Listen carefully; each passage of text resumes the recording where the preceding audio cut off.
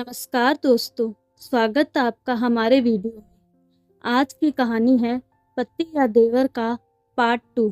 दोस्तों, पिछले एपिसोड में आपने देखा कि मैं अपने देवर के लिए उसके जन्मदिन के लिए शर्ट लाई थी, जो कि हफ्ते भर बाद था, पर अपने पति के लिए शर्ट नहीं लाई, जिनका कल ही जन्मदिन था।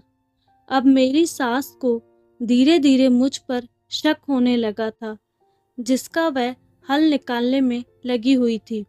अब आगे। अगले दिन जब मेरे पति का जन्मदिन था, तब मैं बहाना करके कमरे में ही बैठ गई। मेरे पति के जन्मदिन पर उसके दोस्त भी आए थे। उन सब लोगों ने मिलकर केक काटा, पर मैं अपने कमरे से बाहर भी नहीं आई। मेरा पति मुझे आकर कमरे में कहता है, प्रिया, मेरे फ्रेंड्स जन्मदिन की बधाई देने के लिए आए, उनके लिए चाय स्नैक्स वगैरह का कुछ अरेंजमेंट अगर तुम कर देती तो।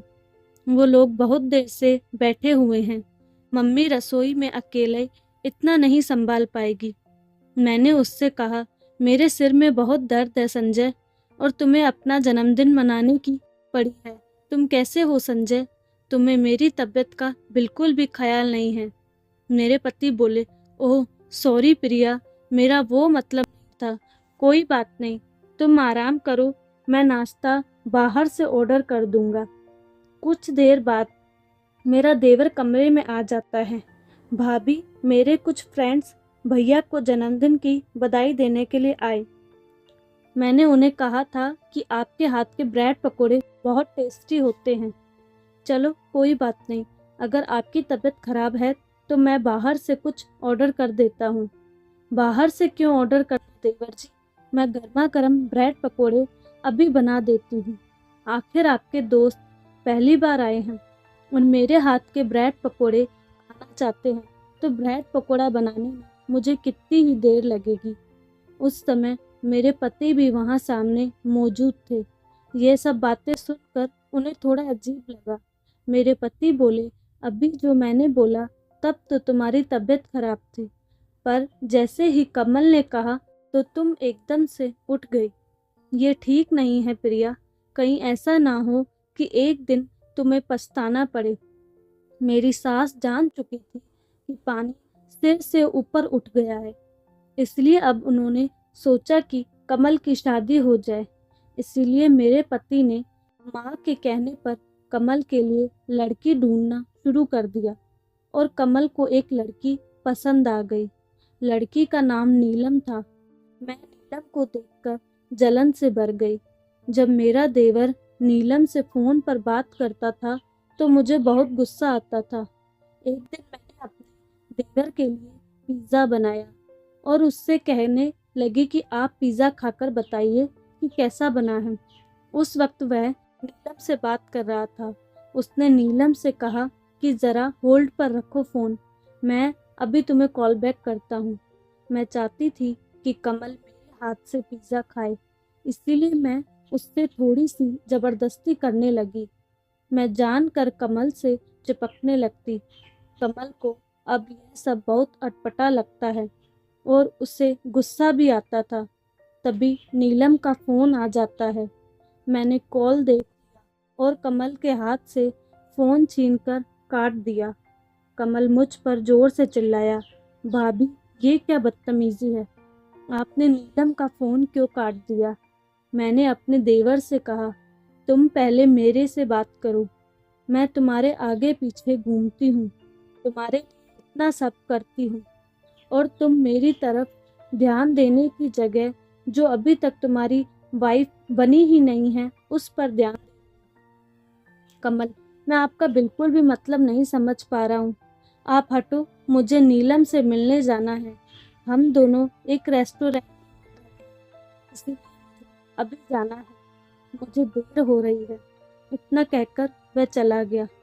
कुछ दिनों में देवर और नीलम की शादी हो जाती है। अब शादी के बाद देवर अपनी वाइफ पर ही ध्यान देता था। देवर और नीलम दोनों अपनी लाइफ में बहुत खुश थे। ये देखकर मुझे मन ही मन नीलम से नफरत होने लगी। एक दिन नीलम और देवर मूवी देखने जाने वाले थे। मैं ये बात जानती थी। देवरानी तो यही सोचती थी कि मैं उसकी बड़ी जेठानी हूँ, इसीलिए वो उसी तरह से मुझसे अच्छा व्यवहार करती थी। देवरानी बोली, भाभी आप भी हमारे साथ मूवी देखने चलो ना भैया, आज हम चारों एक साथ मूवी चलते हैं। मैं तो जाने के लिए तैयार हो गई, पर मेरे पति ने जाने से मना कर दिया और कहने लगे कि कमल और नीलम को अकेले जाने देते हैं ना, हम फिर किसी दिन चलेंगे। मेरी सास भी यही बात कही कि उन दोनों को जाने दो, नहीं मुझे आज ही जाना है।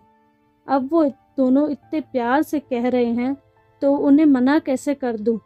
उसी वक्त मेरे देवर ने अपनी पत्नी से कहा, नीलम मेरा बिल्कुल भी मन नहीं, मेरे सर में बहुत दर्द हो रहा है।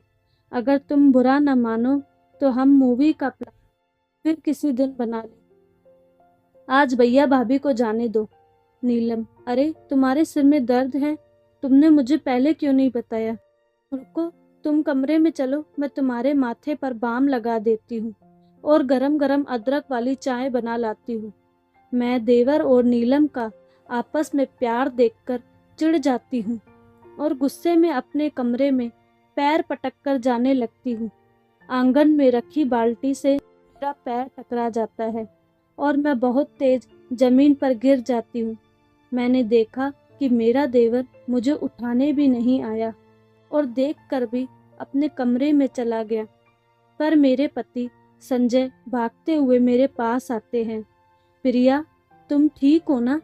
तुम्हें ज़्यादा चोट तो नहीं आई? कहाँ ध्यान रहता है पता नहीं, बिल्कुल भी अपना ध्यान नहीं रखती हो। अपना हाथ दो, आराम से उठो। यह सब देखकर मेरी आंखों में आंसू आ जाते हैं।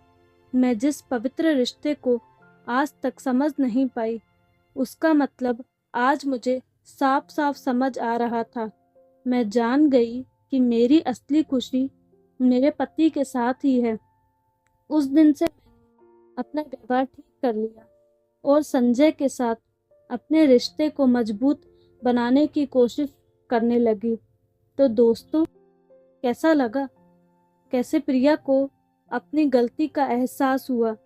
जब भी आप किसी भी रिश्ते में रहते हैं तो आप उसे पूरी ईमानदारी से निभाएं। अगर आप किसी को धोखा देने का सोचते हैं तो भगवान भी आपको दुखों से नहीं बचा सकता। तो कैसी लगी आपको हमारी कहानी? अपनी राय कमेंट बॉक्स में ज़रूर दें। चैनल को लाइक शेयर एंड सब्सक्राइब ज़रूर करें। साथ ही हमें फेसबुक पर भी फॉलो करें। धन्यवाद।